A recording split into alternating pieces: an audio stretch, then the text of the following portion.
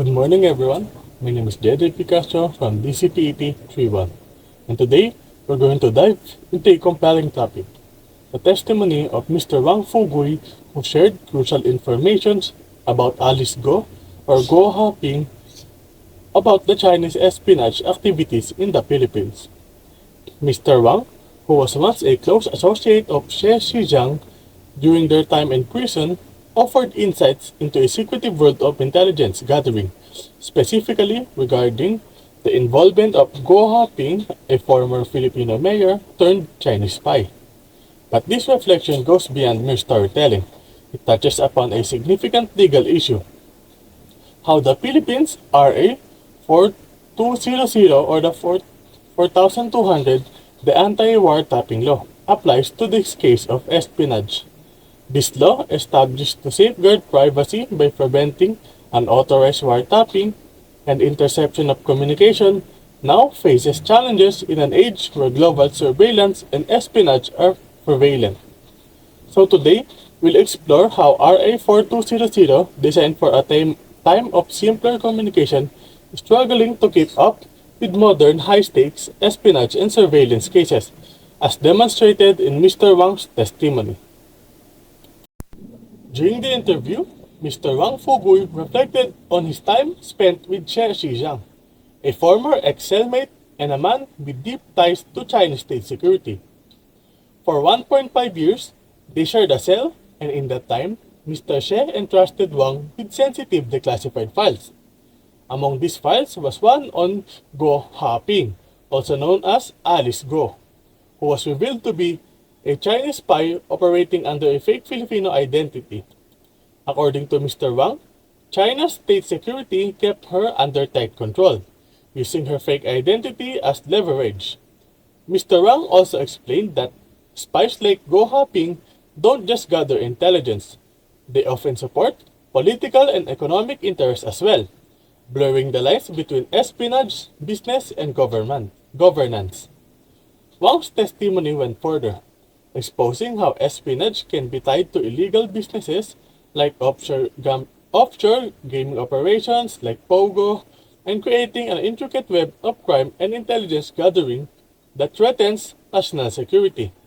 His revelations about Go Haping and Xie Zhejiang's operations also painted a vivid picture of how far-reaching these espionage efforts are and how they can subtly influence political and economic landscapes. Now, talking about the RA 4200, or the RA 4200, known as the Anti-War Tapping Law, is a crucial law in the Philippines, designed to protect the privacy of its citizens. It makes it illegal to secretly record or listen to private conversations without a court's permission or the consent of both parties.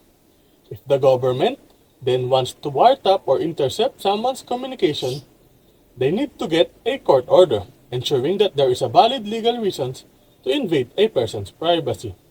When it comes to this case, which is the espionage cases, like those involving spies such as Go Haping or Alice Go, this law poses a challenge, as spies often operate in secrecy, making it difficult for authorities to gather enough evidence for a court order. In cases like this, it is important to balance the need for national security with protecting the privacy rights of all citizens. RA 4200 was created to prevent illegal surveillance, but the reality of espionage, where national security is at risk, creates a dilemma.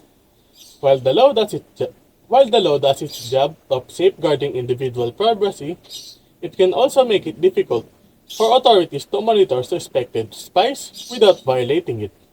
Applying RA 4200 in these cases require careful legal work to ensure that surveillance is done lawfully, especially when it involves suspected foreign operatives like Go Haping, who may be involved in espionage activities that threaten national security.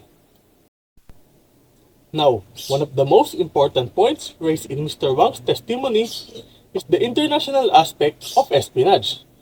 Go Haping, or Alice Go, a public official in the Philippines, was also reportedly a spy working for China.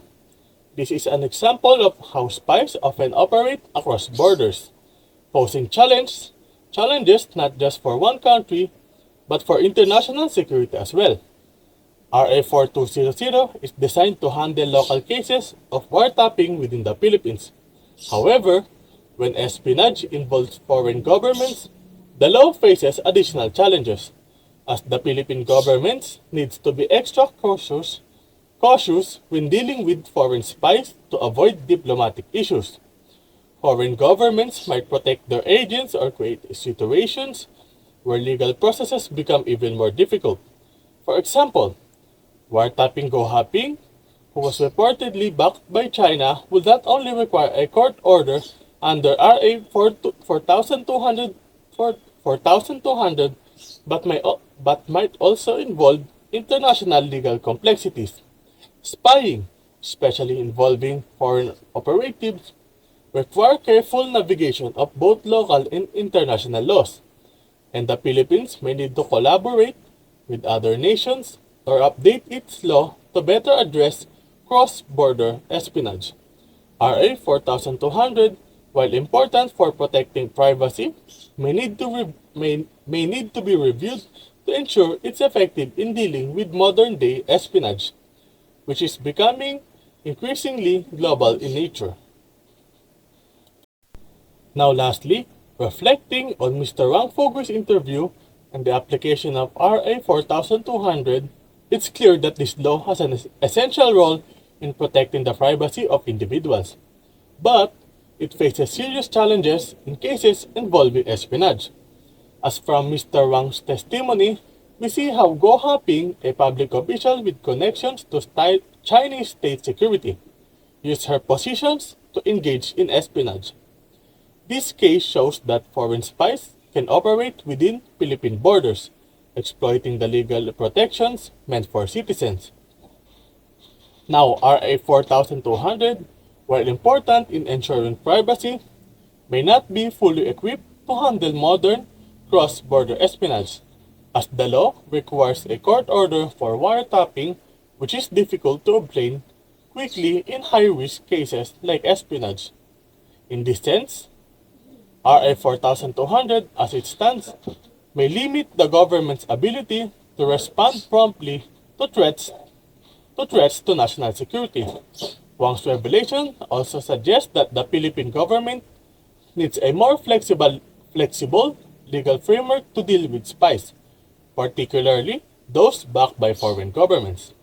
So, in my opinion, RA 4200 should be revisited and should be evolved to make a better reflection of today's realities, as while it is crucial to uphold privacy rights, there should also be provisions that enable more efficient responses to espionage, especially when it involves national security, as the law could benefit from clearer guidelines on how to balance the need for privacy with the urgency of protecting the country from international spying activities. Mr. Wang's testimony also highlights this gap and serves as a reminder that laws must evolve with the threats that they gain to address.